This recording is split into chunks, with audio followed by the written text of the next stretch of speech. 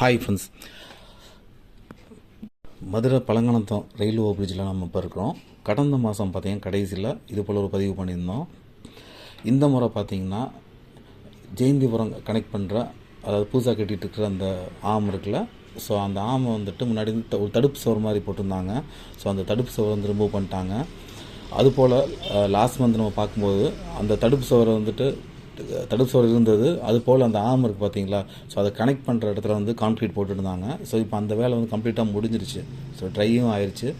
அதுபோல் வந்துட்டு அந்த ஆமோட எண்டு இருக்குது பார்த்தீங்களா, ஸோ அந்த இடத்துல வந்துட்டு ஸ்லோப் வந்து பெரிய ஒரு பள்ளமாக இருந்தது. ஸோ அந்த பள்ளத்தையும் மூட்டாங்க. அந்த சைட்லேயும் பார்த்தீங்கன்னா கான்க்ரீட் வந்து ஓரளவு போட்டு முடிச்சிட்டாங்க.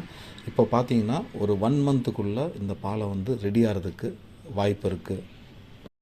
அதுபோல் பாலத்தில் உள்ள ஒவ்வொரு பிளாக் இருக்குது பார்த்தீங்களா, ஸோ அந்த ஒவ்வொரு பிளாக் வந்து கனெக்ட் பண்ணுற இடத்துல பார்த்தீங்கன்னா, ஸோ அந்த இடத்துல வந்து ஒரு ஸ்டீல் ராட் மாதிரி வச்சு ஸோ அந்த இடத்துல வந்து பழையபடி கான்க்ரீட் வந்து ஃபில் பண்ணுவாங்க. ஸோ அந்த ஒர்க் வந்துட்டு இப்போ மும்முரமாக நடந்துகிட்ருக்கு.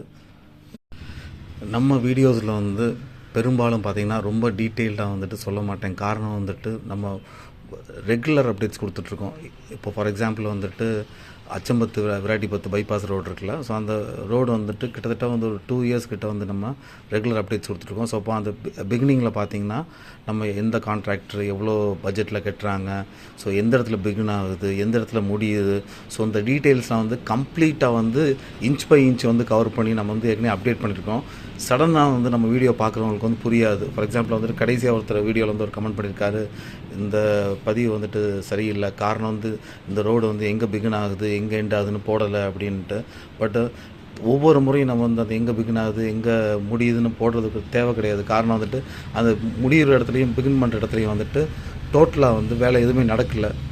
ஸோ எங்கே நடக்குதோ அந்த இடத்த நம்ம கவர் பண்ண முடியும். ஸோ சப்போஸ் அந்த மாதிரி முடிவு பிகினிங்லாம் பார்க்கணுன்னா நம்ம சேனல்லே முன்னாடியே வந்துட்டு ஸோ அதை பற்றி நம்ம பதிவு போட்டிருக்கோம்.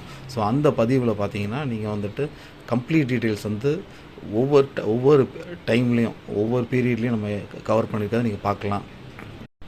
ரீசன் ஒவ்வொரு வீடியோவிலும் நம்ம வந்துட்டு கம்ப்ளீட் இதையும் நம்ம போட்டோம்னா வீடியோட லென்த்தும் வந்து அதிகமாகும். அதுபோல் வந்துட்டு ஒரே கண்டென்ட்டை திரும்ப மாதம் சொல்கிற மாதிரி ஆயிரும். ஸோ அதனால் வந்து ஜஸ்ட்டு அப்டேட்ஸ் மட்டும் நம்ம வந்து கொடுக்குறோம். நம்ம ப்ராபப்ளி ஒவ்வொரு ப்ராஜெக்டையும் வந்துட்டு இனிமேல் வந்துட்டு ப்ளேலிஸ்ட்டாக வந்து பிரிச்சுக்கலாம் அப்படின்னு கூடயும் ஒரு தாட் இருக்குது. ஸோ ஃப்யூச்சரில் அந்த மாதிரி ப்ளேலிஸ்ட்டாக நம்ம வந்து கன்வெர்ட் பண்ணி உங்களுக்கு தரோம்.